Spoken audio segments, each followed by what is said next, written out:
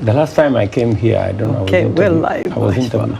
All right, okay, we'll start again. Hey, I think we are ready. Thank you so much, everybody, for joining us on Africa 54 live on Facebook. Here in the studios of the Voice of America, I'm joined by Kenya's Deputy President, William Ruto. Honorable William Ruto, thank you so much for making it to the Voice of America. Thank you very much. We're so happy to have you live on Facebook. Let's deal with the issues of the day. You are running for the top seat in Kenya on August 9th, right? That's correct. What's your vision for Kenya? Why do you want to become the next president of Kenya? It's my belief that Kenya is at a point in the journey of a nation that requires decisive, firm, focused, and visionary leadership. And I believe that I have the qualities to take Kenya to the next level. I and my team, we have developed a plan, and we have a track record. I have been deputy president for 9 years. I have clarity in where this country is. I have clarity on where it should go from here. There are things we have done over the last 9 years that have given me the persuasion that indeed we can make Kenya a different country in a very short while. Let's digest that for a little bit, Deputy President. I am very confident because that Kenya can go to the next level. You have a vision, and you have been Deputy President for the last 9 years. Correct. What are the things that didn't go well that you feel once you become the President of Kenya, you will make right? Precisely. When we came into office in 2013, we set about going to build a foundation. And that foundation, we appropriated that we needed to build a solid foundation of infrastructure, of training, of energy distribution. On the foundation of infrastructure, we built 700 kilometers of rail. We built 10,000 kilometers of tarmac. We've generated and distributed electricity to 8.5 million people. And we have built, apart from secondary education, we've built training for skills and competences with 170 technical training colleges. It is on that foundation that I believe the takeoff for Kenya is now ready. And amongst the things, as you've asked correctly, the things that we didn't manage to achieve in the last 8 years, and especially in the last 5 years, we had set out a program called the Big Four that had huge investments that would create jobs, that had investments in agriculture that would not only build capacity, it would also enhance productivity of our very progressive farming endeavors. And we had in it a whole program on universal health coverage and manufacturing. Unfortunately, the Big Four plan did not go as we had planned. Why? Because we got ourselves engaged in another program that was not part of the agenda upon which we were elected. And the program was what you know, or what is now called as the handshake and the BBI and everything else that went in that direction. I get it, but before we get to the BBI, the Building Bridges Initiative that President Kenyatta started, and then, of course, the handshake with his former rival, Honorable Raila Odinga. What happened between the two of you? And I'll ask you this because when the two of you were, I'm going to say the Kenyan way, were roasting at the ICC. You both got exonerated, you went back to Kenya. Yes. You became like brothers. You actually used to dress the same way, same suits, same ties. I mean, Kenyans were mesmerized. The world was. The people who knew, oh, these guys came back, they are like brothers, they are fighting, they want to become president and deputy president. You worked it out. And you see, for Kenyans, they yearn for cohesion, they yearn for harmony. And they hadn't seen that in a long time. This is a country of more than 40 ethnic languages and communities. So they saw something good in that, and they voted you in. The first term went well. The second term, where did the fallout between you, Deputy President Ruto, and President Uhuru Kenyatta come from? What happened? Tell us. History is going to be written one day, and I'm sure details will be out there. But let me say the following. In our first term, we were focused as a government on delivery of our plan. And that is why our first term stands out. Every legacy program President Uhuru Kenyatta will go home with is the programs of the first term. Whether you talk about the SGR, whether you talk about our road network, whether we talk about our electricity connection, whether you talk about the equipment we have supplied in our referral hospitals, whether we talk about the TVET program, that's all first term. Fine, but what happened? Second term, because we got a lot of stuff we need to get. Second term, yes, we got ourselves engaged in this handshake that was built to be an exercise to bring people together. And as President Kenyatta has said, I was briefed. President Kenyatta informed me. In fact, before Raila Odinga engaged President Kenyatta, he tried to engage me. And it's in the public domain. But is there anything wrong to build bridges? Absolutely. There is no Wasn't that problem. a good thing? Like reach out to the opposition, build Kenya? There was no problem. But the things we had agreed upon as forming part of the handshake, it mutated into something else. We didn't discuss, for example, that it would be an exercise to kill the opposition and to kill oversight. We didn't discuss, for example, that members of the ruling party would be jettisoned so that members of the opposition can occupy committees in parliament. We didn't agree, for example, that this was an exercise in changing the constitution. And we didn't agree that this was an exercise in succession. So the only issues that you did not agree with... So everything we didn't agree with became the handshake, except for the things we had agreed upon. In fact, I had been informed that Raila Odinga had agreed that he wanted to be facilitated to retire. And I remember asking, really? Do you expect? We know Raila Odinga and we know his games. And I was saying that time, I don't think Raila Odinga is going to retire. I'll say this to you, I think he's going President. to talk about the constitution. And every fear that I had has come to be. I'll say this to you, Deputy President Ruto. Before Uhuru Kenyatta, you and Raila Odinga were working together. You were in the opposition with him. Until, of course, this elephant of ICC came, and then, you found yourselves together. Of course, you came back, like we said, you became good friends, you worked for the government, things were moving, and people were happy.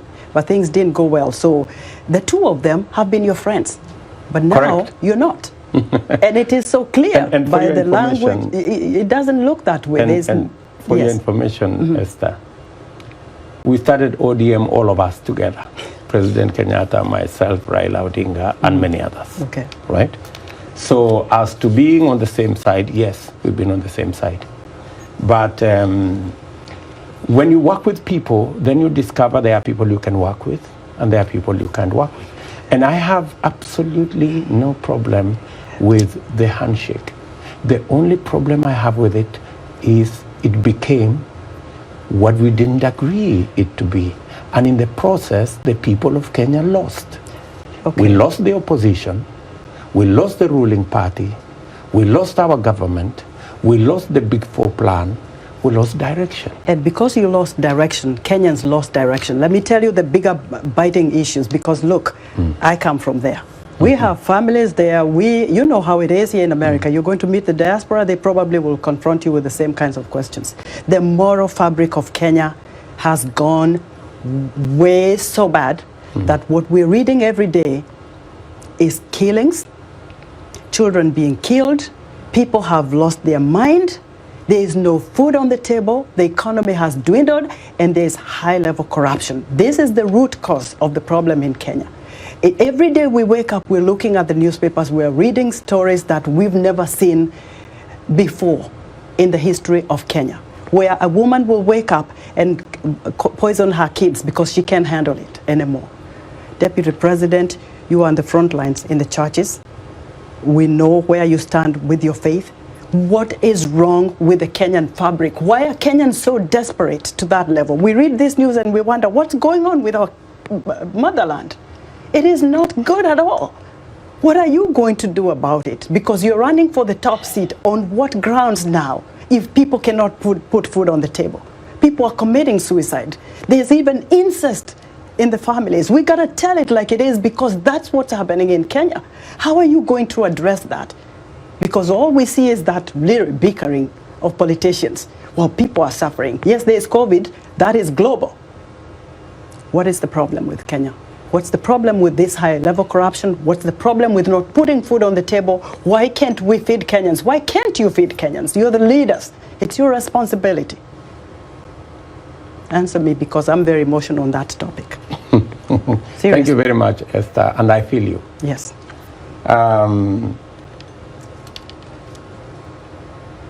To be able to diagnose the problem of Kenya in this interview, we will not do justice to it. Well, highlight a few things. So I'm going to give you the broad picture.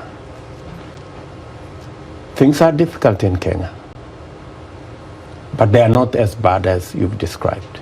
I think. We'll see the feedback on Facebook. I think you've been reading the social media too much. No. But yes, we have a situation that needs to be addressed. Yes. And that situation is not out of control. I can tell you that, yes, we can deal with the problem of hunger in our country.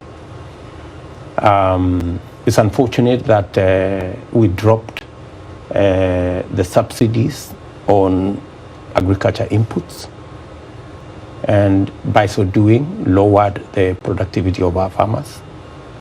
It is my very strong belief that the very first thing that we must do is to sort out our agriculture. How do we do it? One, we need to put in resources to make sure that we enhance the productivity of our farmers. That productivity of our farmers, whether you're talking about milk, whether you're talking about tea, whether you're talking about coffee, whether you're talking about sugarcane, maize, wheat, rice, enhancing productivity is the way to go. And we have all the planks in place to enhance the productivity of our farmers, because it is through enhancing the productivity of our farmers that we can produce food in enough quantities, be able to lower the price of those quantities, and be able to make sure that every Kenyan can afford a meal. As a result of the economic challenges, you've said correctly, brought about by COVID, but again, brought about by an economic model that doesn't carry everybody, because of trickle-down economics. Fewer people are included in the economic cycle, and the majority are left out. So, and that is why we are proposing the team that myself, Musalia Mudavadi, Moses Wetangula, and many other Kenyans lead, are proposing a bottom-up economic model that puts money in people's pockets. And that takes me and it is an innovation, and it is a realization that even in this country, they believe that the trickle-down economic model hasn't worked. Okay. I heard Joe Biden 2 days ago say exactly that. I hear that, Deputy President. So that brings me to your moniker, the Hustler Nation. How viable is that? And for people who probably don't know what the Hustler Nation is, it's like you want to say you started way poor. You are out there, you know, hustling to make ends meet. But a lot of people don't buy that either. They feel that you've been in a political, you know, path for a long time with former President Daniel Arap Moi. So you've been able to make some money. You've been able to do okay. And a lot of people who are hustlers, they're people who can hardly put food on the table or have 2 meals a day. And so how do you, what's your vision of this Hustler Nation? How are you going to build that up for people who can't even afford a meal a day? The Hustler Nation is about an economy, and it's about an economy that works for everybody. The Hustler Nation is not about rich people versus poor people. That's not what it is. The Hustler Nation is about a nation of possibilities, a nation that gives equal chance to every citizen and provides a ladder for every citizen to climb up the economic ladder. And if you listen carefully about our proposals on the bottom-up economic model, it's about the people who have no jobs. How do we create jobs deliberately? How do we put resources where we can deliberately create more jobs so that we can get people off the streets into work? Give me some samples of that, because it's your vision.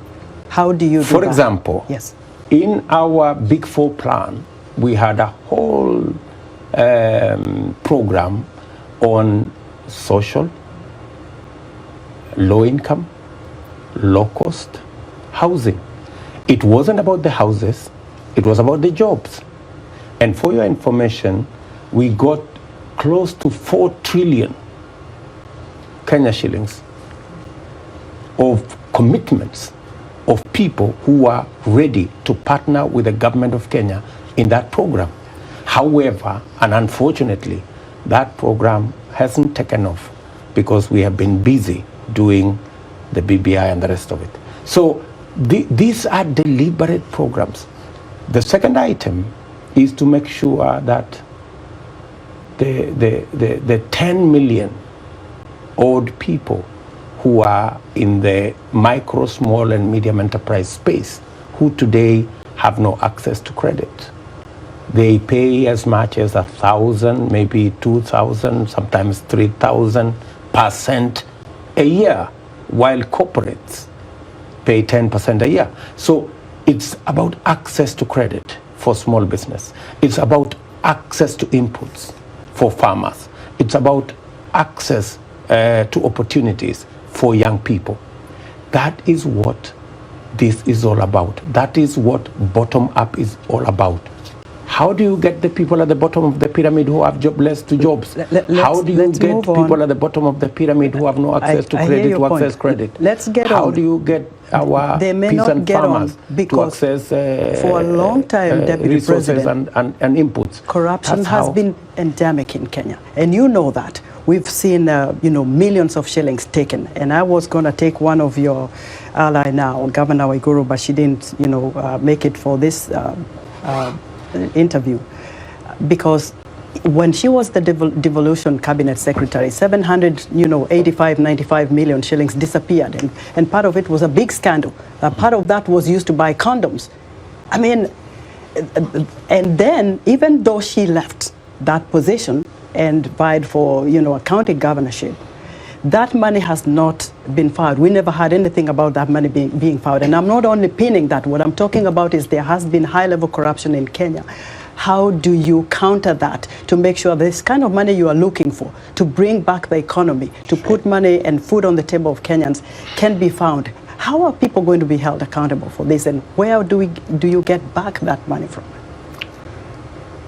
Esther, you have said it. Corruption eats away the soul of our nation. And our proposal on dealing with corruption is not to point fingers. It's not to personalize. it is not me versus you.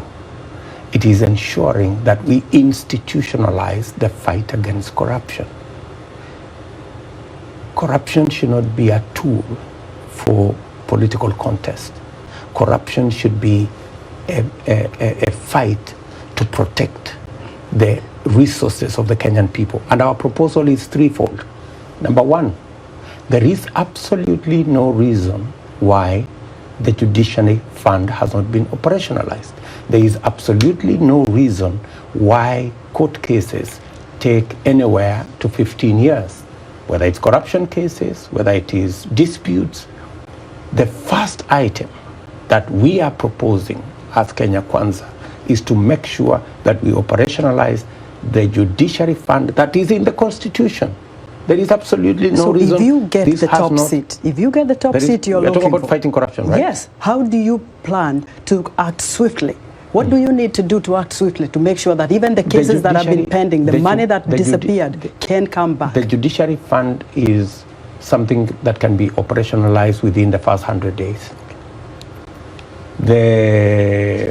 That will give financial independence to our judiciary so that our judiciary can discharge their mandate in accordance with the Constitution.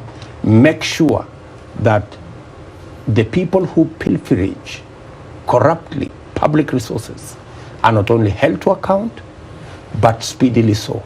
The second item is to ensure that investigations and working on cases is worked on by the independent institution, and that institution must have financial independence. Today, the IG, the DCI, and all the investigative agencies in the criminal justice system have to wait for resources from the office of the president because they do not have an independent Deputy President. I know because appointing an independent accounting officer. Yes. So an independent budget to an independent institution. It's already in the Constitution. Yes. It is not any invention you are going to make. That way we can hold everybody to account. And lastly, yes, we must have an accountable executive by making sure the oversight responsibility of the legislature is not compromised in any way. So, today, we're almost wrapping up. So I want compromised. Yes, I want you to get seriously. Into, yes, because of the confusion there is between who is in government, who is in the opposition. Nobody is nowhere. While you're here in the U.S., and I hope you can make this as brief as you can, there were claims that you've made of possible rigging of the upcoming elections. And your idea of whether IEBC is independent or it's not, give us a thought on that. Should we trust the results of the upcoming elections? What is your take? Because there was stuff written about what you said. You are kind of concerned that there could be possible rigging of the upcoming presidential election. Make it brief because our time is running out. We have confidence in the ability of the Independent Boundaries, Electoral and Boundaries Commission to run a credible election. We have absolutely no doubt in our minds that without interference, the IEBC have the capacity to deliver on their mandate. All right. That's number one. But when you have public